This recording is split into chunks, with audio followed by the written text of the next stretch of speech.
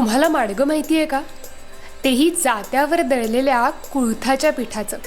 आज आपण एका पारंपरिक आगळ्या वेगळ्या पदार्थाबद्दल, रादर तो पदार्थ ज्याच्यापासून केला जातो अशा एका कडधान्याबद्दल जाणून घेणार आहोत. पूर्वी हिवाळ्याच्या दिवसात हे माडगं घरोघरी व्हायचंच. चविष्ट माडगं होण्यासाठी पीठ देखील तितकंच शुद्ध हवं ना.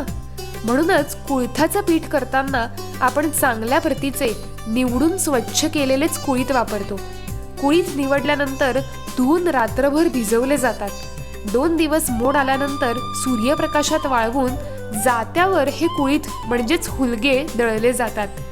जात्यावर जेव्हा आपण धान्य दळतो ना, तेव्हा त्यात उष्णता कमी निर्माण होते आणि ज्यामुळे धान्यातलं पोषक तत्व टिकून राहतं. हे जेव्हा आपण मिक्सरमध्ये दळतो तेव्हा जास्त उष्णतेमुळे चव, रंग आणि पोषणातही बदल होते. म्हणूनच काय जुनं ते सोनं म्हणतात ते काही उगाच नाही. जात्यावर दळल्याने या पिठाची गुणवत्ता आणि चव वधारते. अर्थात या पिठापासून केलेलं माडगं पौष्टिक आणि चवीलाही अप्रतिमच लागतं. माडगं तयार करणं तर खूपच सोपं आहे. उकळत्या पाण्यात पाणी मिश्रित पीठ घालून शिजवायचं, आवडीनुसार गूळ घालायचा आणि गरम गरम प्यायचं.